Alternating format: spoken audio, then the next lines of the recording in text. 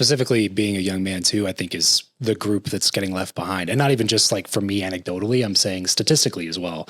And that's something I think that Scott Galloway, I don't know if you follow his stuff a lot, but he talks about that a lot, about how young men are kind of the cohort that's being left behind and kind of forgotten about as society progresses. And frankly, like you said, like there's not like a book of common wisdom about how to be a man anymore, because the ideal has changed in the last 60 or 70 years, probably mostly for good reasons.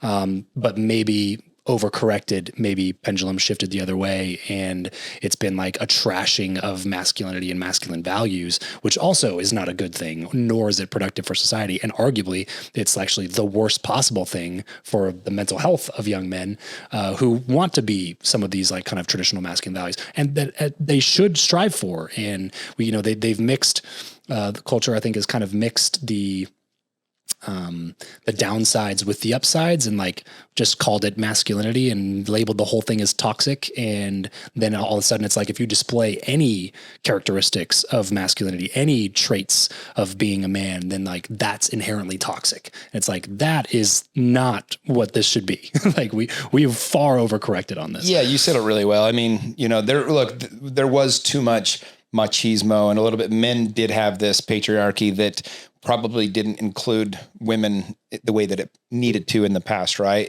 But there was also, I think, Chris Williamson said this on my podcast. He said, today's men are being punished for the patriarchy of the past. Modern men are being made to pay for the sins of a patriarchy that they are no longer the part of. Shit. Because we don't have this huge difference now. Women do have equal opportunity, just like everybody has equal opportunity in today's society. The discrepancy has shrunk significantly. Yeah. And when you start looking at even like the equal pay thing, like if we're being honest, like the jobs that are, the same job doing the same skill set, pay 50-50 still. They're very close. It's the dangerous jobs that women don't want. Women aren't arguing to have more opportunities on these dangerous jobs, or being, garbage men, or, fishermen, and some of these other professions that they don't want. But like I was in the real estate industry, and 56% of the high earners were women. And so like there is plenty of opportunity in today's society. You also have to factor in, what does this do for society as a whole, and the family, and having two parents working. Like I have my own opinions about that, and but ultimately, we talked about masculinity, and masculinity is not toxic or healthy or anything. It's nothing.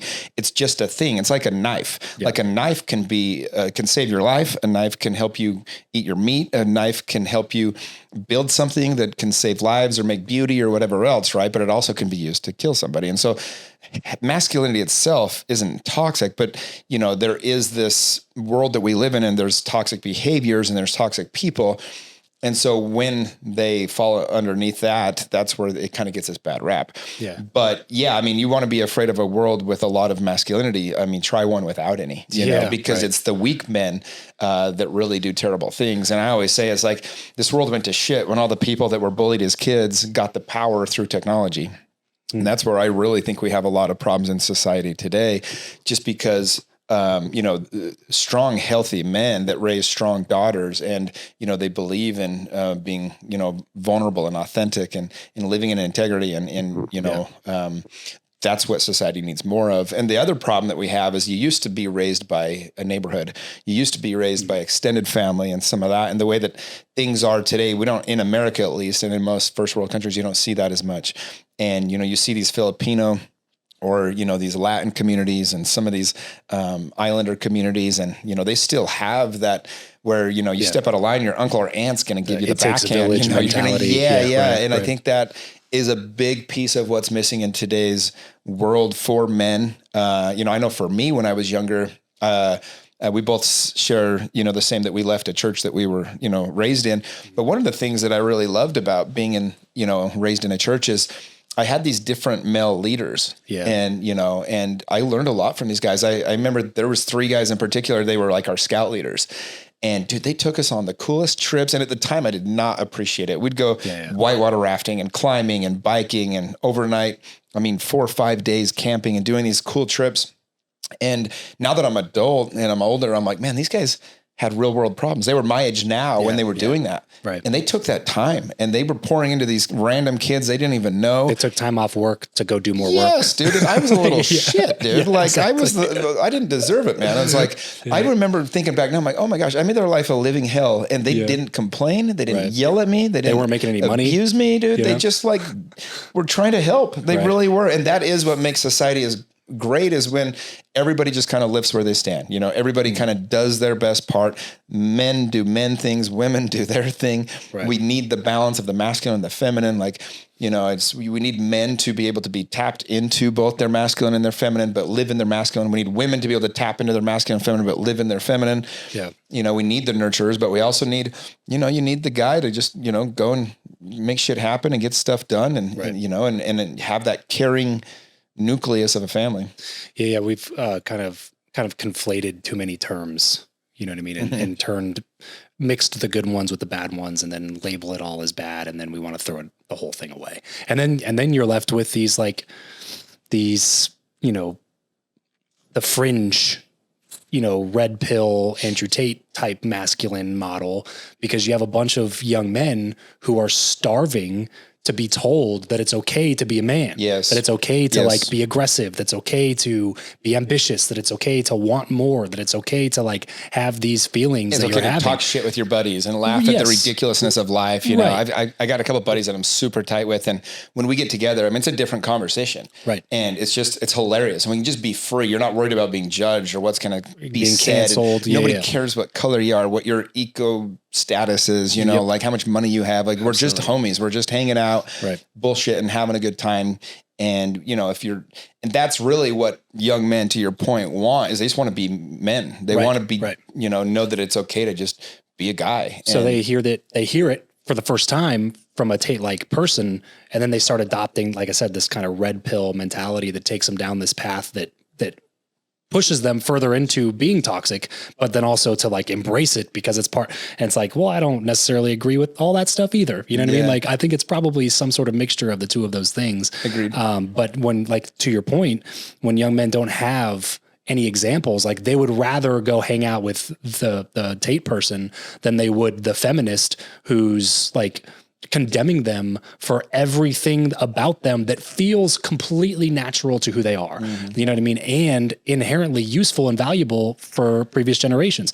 So like, you can't vilify all of this and then get mad at that kid for like following an Andrew Tate. It's like, we have to find some sort of a balance. Well, and here's where the left screws it up, or, you know, the feminists and all those kinds of people, because intent matters, right? Like, context matters. Yes. And they want to pretend it doesn't. Right. Like, there's nuance. You know what I mean? It's like when I'm hanging out with, you know, my buddies and I lovingly say something in a way, and I'm sitting there pouring love into this human, but then I call him a name that's just being funny or whatever else. It's very different than if I'm trying to hurt somebody and say that, right? And it's like, but if some journalist types that out and then reads it verbatim, it sounds like you're an asshole. Totally. Yeah, no. So, and by the way, love doesn't always look like just holding somebody and hugging them and whatever else. Like with my men, sometimes I get ruthless with them, you know, and I have to tell them like, hey man, like I had a guy text me this morning and he had a situation and he screwed it up, and it's already screwed up. And he's trying to, and this is a very successful man. He's actually, I mean, this guy's worth, multiple 8 figures. I mean, this guy's killed his life. Yeah. But he screwed up the situation pretty bad. And he sent me this text. He said, hey, I feel like this is out of my power. I don't know how to, handle this situation. I said, it is out of your power. You already screwed it up. Yeah. And I was very tough on him. I said, look, man, there's consequences to our actions. Your actions were out of alignment. And now you have to deal with this. You can't, unscrew up this situation. Yeah. Yeah. And he was just like, I don't like that. I said, well, no shit. Yeah. But my point is like, in my program, I'm always trying to tell the guys what they need to hear, not what they want to hear. But that's what love looks like. Yeah. I can sit here and tell this guy something else. It's just going to cause him more pain down the line. And, and that's what people appreciate. I think I get that a lot of people say, you're very real, or you're just very straight to the point. But, I love you enough to say the thing that no one else is going to say. Like, and that's what tough love is. And sometimes it doesn't feel like love in the moment, but it's the same thing with people in general. It's like my whole political stance is, I, consider myself a libertarian, but my whole purpose of kind of my beliefs is you can give people whatever you want, but you can't give them confidence. Yeah. You can't give them self-respect. That's the only thing you can't give. You can give them all the material things in the world, but if you really want to help somebody, you're not going to just give them handouts and tell them that they're broken unless they get help from this person or this, you know, socio group or whatever. And so for me, it's like, no, it's like, you know, we have to teach people how to have self-reliance and how to, you know, do what they say they're going to do and do hard things. Like that's where self-confidence comes in. You know, Joe Rogan says it's best. He's like, if you want to make, you know, the country a better place, you got to have less losers. Yeah. So every time you give somebody a handout or you kind of try to tell them that they can't do it without you or whatever else, you're really handicapping them and unfortunately power, doing it at their expense. Yeah. Right.